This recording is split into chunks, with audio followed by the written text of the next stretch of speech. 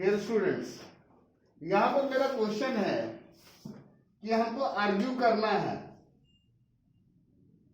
FDI के favour में और एफडीआई के अगेंस्ट में।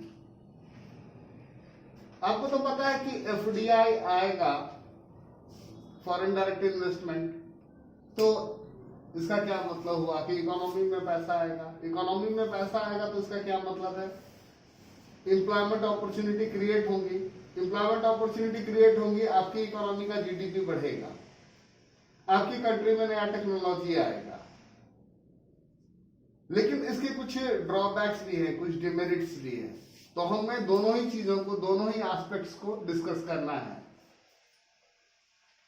तो सबसे पहले हम उसके अगेंस्ट में लॉजिक दे रहे हैं कि why it should be considered as something bad, something negative. Foreign investment leads to rise in claims by the foreigners. FDI आएगा, इसका क्या मतलब है, आपकी कंट्री में फॉरेनर्स का क्लेम बढ़ेगा, वो एसेट खरीदेंगे against assets in the domestic economy, implying concentration of economic power with the foreign investor in the domestic economy। जो इकोनॉमिक पावर है वो जो फॉरेन इन्वेस्टर है उनके हाथों में चला जाएगा। और अगर आपकी इकोनॉमी छोटी है और जो गवर्नमेंट या सरकारी अंग है वो बहुत मजबूत नहीं है और उसकी अगर खरीद बिक्री हो गई तो फिर पता चला कि बहुत बड़े बड़े घोटाले होंगे।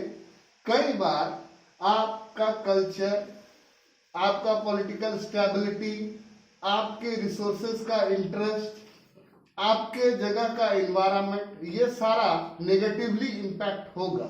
आपके कल्चर पे भी असर पड़ेगा। जो बाहर वाले आएंगे वो अपनी कल्चर ला देंगे, वो चाहेंगे कि उनके जैसा माहौल बने, तो ये सारा है। और क्या होगा, आपकी कंट्री से बहुत सारा पैसा as a profit, interest, dividend, annual maintenance charge, ये बोल करके बाहर चला जाएगा। मैं कहानी सुनाता हूं, आप सुनिए। सोचिए कि एक बहुत ही पिछड़ी हुई कंट्री है, कंट्री ए, बहुत पिछड़ी हुई कंट्री है, और एक बहुत ही डेवलप्ड कंट्री है, कंट्री ए, या उसका नाम है ए प्लस। ठीक, अब ये ए प्लस वाला जो कंट्री है, इसके यहां पर क्या है कि बहुत तगड़े इन्वायरमेंट के नॉर्म्स हैं, बहुत तगड़े इन्वायरमेंट के नॉर्म्स हैं। आप कूड़ा फेंके, ठीक है, पता चला कि आपके ऊपर चालान कट गया, और उसमें भी हर तरह का कूड़ा जो है वो नुकसानदायक है, चाहे वो ई वेस्ट ही क्यों ना हो। आप बोलेगा कि सर ये ई वेस्ट क्या होता है, तो कंप्यूटर वाला जो सामान सब है उसमें भी बहुत सारा चीज रहता है जो नुकसानदायक है।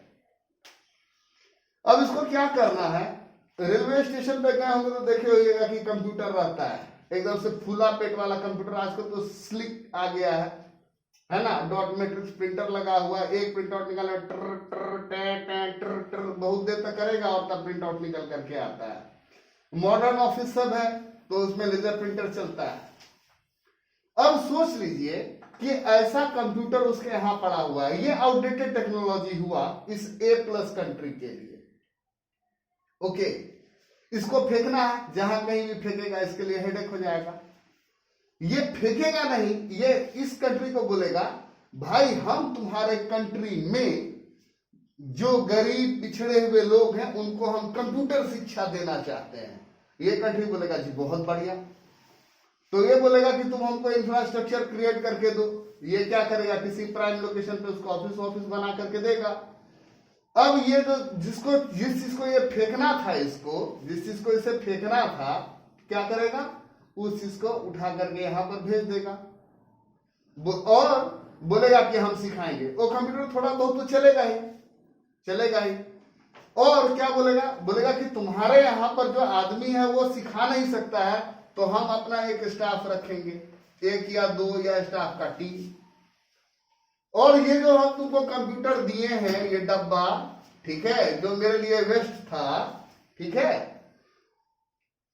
उसको मेंटेनेंस करना होगा, उसका रिपेयर करवाना होगा, बीच में कुछ करवाना होगा, तो तुम तो करवा नहीं सकोगे तो हम करवा देंगे। ये बोलेगा बहुत बढ़िया। अब बोलेगा बदले में तुम मुझे चार्ज दो, एनुअल मेंटेनेंस चार्ज। ये एक कंट्री बोलेगा जी आप बहुत बढ़िया बात कह रहे हैं, हम देंगे। ठीक, क्या होगा, यहां से बहुत सारा फॉरेन एक्सचेंज यहां जा रहा है, जो कि मैंने बोला कि प्रॉफिट, इंटरेस्ट, डिविडेंड के फॉर्म में फ्लो करेगा। और देखिए ये इसने क्या किया, बड़ी चालाकी से अपना वेस्ट डंप कर दिया डिस्गाइज में कि हम तुम्हारा मदद करना चाह रहे हैं। और वो वेस्ट जो डंप किया, दिल्ली में भी आप घूमते हैं तो देखते हैं ना, बहुत जगह लिखा रहता है कि सरकारी जगहों पर मलबा फेंकना कानूनन अपराध है, आपको जुर्माना होगा। अंदाजा कीजिए ये कितना दिमागदार है। इसने क्या किया, अपना मलबा तो उसके यहां फेंका ही, और मलबा जो फेंका उसका भी पैसा ले रहा है। जो मलबा फेंकने के लिए आपको ट्रैक्टर वाले को 500 रुपया 300 रुपया एक्स्ट्रा देना पड़ता था कि रात में भाई कहीं ले जाकर के फेंक दो, अब क्या हुआ कि वो मलबा भी कोई खरीद करके ले गया। इसी A+ कंट्री का एक कहानी और सुना देता हूं।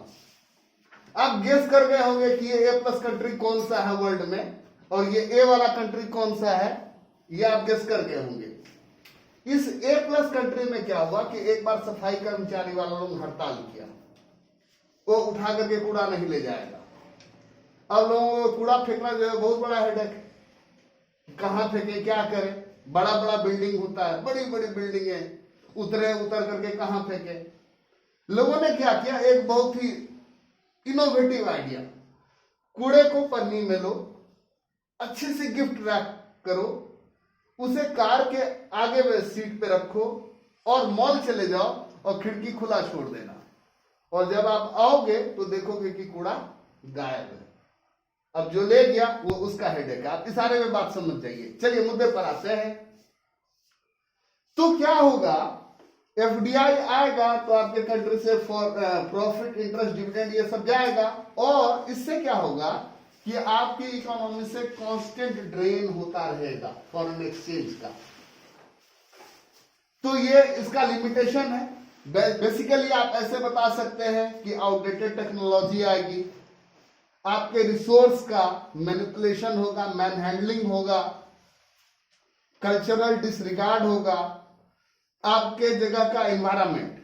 ये A+ जैसा कंट्री जो है ना, वहां पर बहुत सारा चीजें जो बैन है। जिसे मान लीजिए, देखिए दिल्ली का एग्जांपल देता हूं, पॉल्यूशन वाला इंडस्ट्री था तो बोला नहीं भाई ओखला चले जाओ, है ना, नोएडा बनाया, new Okhla industrial development area, बहुत सारा इंडस्ट्री गाजियाबाद में शिफ्ट कर गया। यहां के लोगों का फेफड़ा है और वहां के लोगों का फेफड़ा क्या है, लंग्स, वहां भी तो पॉल्यूशन हो रहा है। तो ये A+ जैसा कंट्री जो है वर्ल्ड में, वहां पर एनवायरमेंट का नियम बहुत ये है, ठंड है, चमड़ा का चीज पहनेगा, चमड़ा तो भाई जानवर से ही बनेगा ना, जानवर के स्किन से, उसकी टैनिंग होगी, उसमें बहुत बदबू फैलता है, बहुत पॉल्यूशन होता है, कर दो, यहां पर भेज दो वो काम। शिप की डिसमेंटलिंग होगी, पुराना पड़ गया शिप, उसको तुड़वाना है, यहां भेज दो, और यहां के लोग इसी में खुश है कि भाई पैसे आ गए, रोजगार आ गया, अब हम हथौड़ा उठा करके उसका सिर तोड़ेंगे। ये एक पहलू है। वैसे रोजगार तो होता है, पैसा आता है, इकोनॉमी ग्रो करती है, इसमें कहीं कोई संदेह नहीं। Outdated technology, cultural disregard, man handling of resources, ये सारा चीज होगा। मैंने आप नेगेटिव बहुत गिना दिया, पॉजिटिव एस्पेक्ट पे आइए। Arguments in favour of foreign investment. FDI आएगा, उसका क्या बेनिफिट होगा, क्या होगा, इकोनॉमी में ओवरऑल इन्वेस्टमेंट बढ़ जाएगा, जिससे आउटपुट और एम्प्लॉयमेंट, इन्वेस्टमेंट बढ़ा, एम्प्लॉयमेंट बढ़ेगा, आउटपुट बढ़ेगा, GDP बढ़ेगा, कोई संदेह नहीं है इसमें। और क्या होगा, if direct foreign investment is directed towards export oriented industry, export will rise.